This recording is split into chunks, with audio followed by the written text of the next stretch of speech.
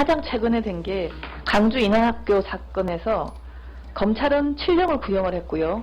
근데 실제로 법원은 징역 12년을 선고했습니다. 예, 말씀하시니까 기억납니다. 그리고 또 그 부산지법에서 친딸 성폭력한 사건에서는 검찰은 10년 구형, 법원은 7년을 선고했고요.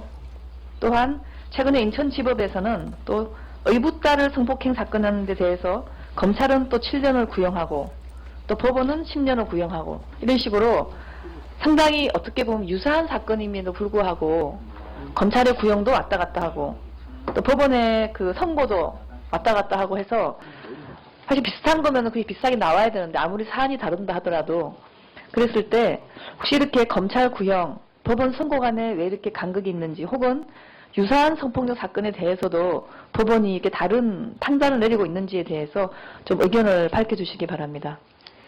예, 개별적인 사건에 대한 내용을 제가 다 파악하고 있지는 못합니다만 저의 재판 경험에 비추어 보면 사실 이런 특히 아동이 포함된 그 성폭력 사건은 그 유형이 매우 다양합니다.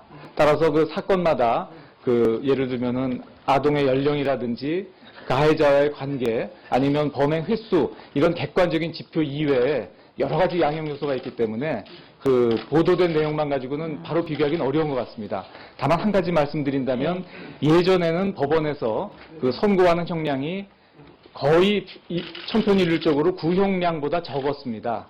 그러나 아시는 것처럼 지금 양형 기준이 만들어진 이후에는 지금 지적하신 것처럼 검찰의 구형량보다도 높은 선고형이 나오고 있는 그런 추세라는 점만 말씀드리고 싶습니다. 하지만 현재 실제로 외국의 사례를 보면 정말 그 평생을 감옥에 갈 정도로 심각하게 나오는 데 비해서 국내에서는 지금 최고로 된 게 15년 정도고요. 실제로 양형 기준만 본다면 무기까지도 가능합니다. 심각한 사건에 대해서는. 그렇지만 그 어떤 국민의 눈높이보다는 턱없이 양형 선고를 하는 게 낫지 않나 하는 게 지금 중론이거든요. 거기에 대해서는 좀 어떻게 생각하십니까? 저도 제가 1년간 미국에서 유학을 한 적이 있습니다. 그때 그 미국의 그 성폭력에 대한 양형을 보고 매우 놀란 경험이 지금도 생생합니다.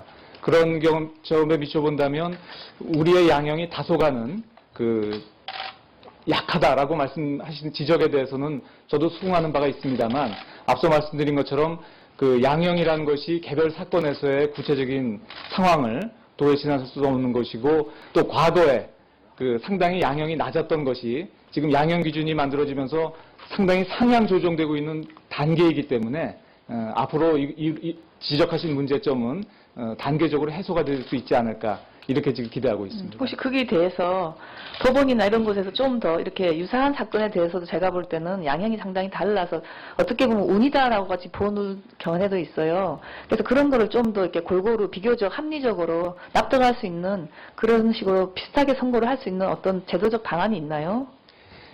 말씀드린 양형 기준이 있고요. 또 하나는 지금 형사 판결을 일종의 그 데이터베이스화해서 법관들의 경우에는 그것을 다 열람할 수 있게 되어 있습니다. 보도를 통해 보면 아마 곧 개인정보 보호를 해서 곧 일반에게도 공개가 된다고 들었습니다만 지금 법관들은 그 유사 사안을 전부 컴퓨터를 통해서 확인을 해서 양형을 하는 것으로 알고 있습니다. 이런 문제는 여러 가지 조금만 기다려 주시면 상당 부분 해소될 것으로 기대하고 있습니다. 그리고 실제로 이런 어떤 선고의 문제도 있겠지만, 이제는 보안 처분 부분에서도 우리 새누리당에서는 이제 신상 공개 같은 경우에 지번까지 확대를 해서 자세히 나오고, 그 다음에 위치 조작 장치나 신상 공개를 소급 적용까지 하는 문제를 생각을 하고 있습니다.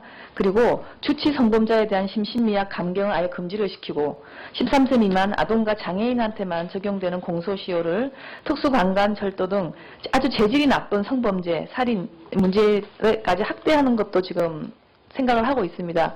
혹시 우리가 이런 것을 했을 때 현재 상태에서 법적으로 어떤 위헌의 소지가 있다든지 혹시 그런 부분에 대해서는 어떻게 생각하십니까? 만약에 그런 부분을 형사처벌로 인식을 한다면 형벌 불소급의 원칙 때문에 위헌 문제가 생길 것으로 생각됩니다. 다만 지금 말씀하신 것처럼 그것이 형사처벌이 아니고 어떤 사회보호를 위한 보완처분이라고 본다면 달리 볼 여지가 충분히 있다고 생각하는데요. 다만 지금 전자발찌와 관련돼서 현재 이 소급 적용에 대한 문제가 헌법재판소의 계류 중인 것으로 알고 있습니다. 제가 헌법재판관 후보자로서 여기서 구체적으로 뭐 그러다 옳다라고 말씀드리는 것은 조금 어렵다는 점은 좀 이해해 주십시오. 어차피 지금 말씀하시는 대로 대부분 사람들도 이것이 보안 처분이냐 형벌이냐 부분에서 누구나 다 지금 명쾌한 답을 못 내린 것 같습니다. 그래서 물론 아직까지 이게 재판이 나지는 않았지만 본인은 좀 더 어느 쪽에 가깝다고 생각하십니까? 이런 위치 추적 장치나 신상 공개 이런 부분들이.